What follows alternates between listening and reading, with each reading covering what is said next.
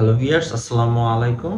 আজকে আপনাদের সাথে শেয়ার করব 2023 সালে আমরা কোন রাউটারগুলো পারচেজ করতে পারি এবং কোন রাউটারগুলো আমাদের 2023 সাল থেকে 24 সাল পর্যন্ত খুব ভালো সাপোর্ট দিবে এবং এই রাউটারগুলো ইউজ করতে হলে আমাদের কি ধরনের ব্রডব্যান্ড কানেকশন নিতে হবে সব বিষয় নিয়ে এখন আলাপ করব। চলুন শুরু করা যাক।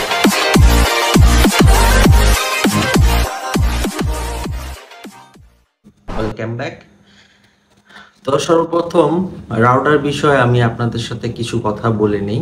সর্বপ্রথম যেটা বলবো সেটা হচ্ছে আসলে আমাদের রাউটার যে আমরা বাসায় নিব, একটা রাউটার কিনবো, এই রাউটারটার প্রয়োজনটা কি, মানে এই রাউটারটা দিয়ে আমরা কি কি ধরনের কাজ আমরা করব, সেই উপর ডিমান্ড করে আমাদের রাউটারটা কিনতে হবে। যেরকম আমার কাছে দুইটা মডেল আছে, একটা হলো টিপি লিঙ্ক TL 800N আর একটা আছে টেন্ডা AC23। দুইটাই মনে করেন একটা হলো লো বাজেটের একটা রাউটার আর একটা হচ্ছে হাই এন্ড বাজেটের রাউটার। এটা হচ্ছে সিঙ্গেল ব্যান্ডের রাউটার, এটা হলো ডুয়েল ব্যান্ডের একটা রাউটার।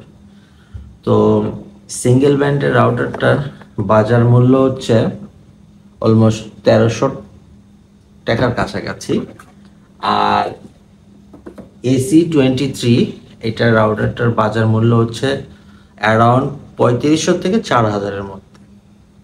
তো এখন আপনাদের সাথে যে মেন বিষয়টা আলাপ করব যে এই রাউটারটা এই রাউটারটা দিয়ে আমি ইন্টারনেট ইউজ করলে কেমন পারফরমেন্স পাবো, আর টেন্ডা AC21 মানে এই 2300 মডেলের রাউটারটা ইউজ করলে আমি কেমন পারফরমেন্স পাবো। তো আসল কথা হচ্ছে আপনাদের চাহিদাটা যেমন ঠিক তেমনই আপনারা মানে এই রাউটার থেকে আউটপুট পাবেন। যদি আপনারা চিন্তা করেন যে 50-100 জন লোক একসাথে খুব ভালো করে ভিডিও গেমিং বা স্ট্রিমিং বা খুব একটা স্ট্রং নেটওয়ার্ক আপনারা পেতে চান, তাহলে আমি মনে করি Tenda AC23 one of the best. আর যদি আপনারা মনে করেন যে আপনার ফার্স্ট একটা রাউটার আপনারা ইউজ করবেন বাসায়, বাসায় একটা রাউটার নিচ্ছেন এবং টুকটাক ইউটিউবে ভিডিও টিডিও দেখবেন বা বিগিনার লেভেলের কিছু করেন না, মানে টুকটাক, তারাই এই রাউটারটা নিতে পারেন AC300। আশা করি AC300 মডেলের এইসব রাউটারগুলো আমি মনে করি যে এখন আমাদের মোবাইল ফোনও বের হয়ে গেছে, 5 গিগার 6 গিগার্সের মোবাইল ফোনও বের হয়ে গেছে। তো ওই মোবাইল ফোনগুলো তো আসলে ইন্টারনেটের যে ব্যান্ডটা থাকে 6 গিগার্স বা 5 গিগার্সের ব্যান্ডগুলোই থাকে। সেই মোবাইলগুলো দিয়ে যখন আমি এই 300 MBPS এর রাউটারটা কনফিগার করে বাসায় যখন ইউজ করব, তখন আমি যখন ইন্টারনেট ইউজ করব তখন মানে সব কিছু শেষ হয়ে যাবে, যে বারবার যে অনেকগুলো মোবাইল আমরা ইউজ করব সেটা আর সম্ভব হবে না। তো এই আমি বলি না যে এই রাউটারগুলো আসলে এখন আর চলবে না। তো আসলে আপনার যেরকম গুড় দিবেন সেরকম মিষ্টি আপনার পাবেন, এটা ফাইনালি বলা হলো।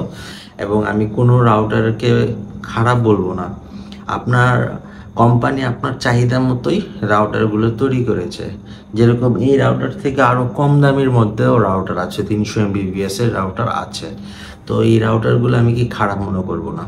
ফার্স্ট অফ অল, অনেকে আমাকে প্রশ্ন করছেন যে আমি টেন্ডা AC23 ইউজ করতেছি কিন্তু ভালো একটা আউটপুট আমি পাচ্ছি না, এটার কারণ কি?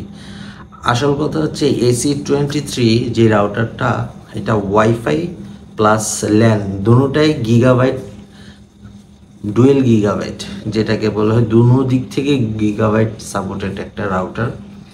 এই রাউটারটার থেকে মূলত ভালো আউটপুট পেতে হলে আপনার ভালো আইএসপি নেট ইউজ করতে পারবে। আইএসপি নেট বলতে আপনি FTTH যেই কানেকশনটা আছে, এই কানেকশনটা ইউজ যদি করে আপনি এই রাউটারটা ইউজ করেন, তাহলে আপনি বেটার একটা নেটওয়ার্ক এক্সপিরিয়েন্স আপনি পেয়ে থাকবেন। যেরকম ইদানিং আমি দেখতে পাচ্ছি যে অনেকে বলে যে ভাই আমি এই রাউটারটা ইউজ করছি, কই তেমন কোনো আগে যেই অল্প দামি রাউটার ইউজ করেছি সেরকমই আমি পারফরমেন্স পাবেন। কথাটা আপনার সত্যি, কিন্তু কারণ আছে এরকম পারফরমেন্স পাওয়ার জন্য। এটা সর্বপ্রথমেই দায়ী করব আমি আপনাদের আইএসপিকে। আইএসপি যখন আপনাকে ইন্টারনেট প্রোভাইড করছে তখন আপনি ক্যাট 6 দিয়ে আপনার বাসায় ইন্টারনেট আনছেন। ফার্স্ট অফ অল ক্যাট 6 দিয়ে যখন আপনার বাসায় ইন্টারনেট আনছেন, তো ক্যাট 6টা দিয়ে যখন আপনার বাসার পর্যন্ত রাউটার পর্যন্ত ইন্টারনেটটা দিয়েছে, তখন আপনার রাউটার সাপোর্ট করে হচ্ছে গিগাবাইট। আপনার রাউটারের ওয়ান পোর্টটা হচ্ছে গিগাবাইটের। আর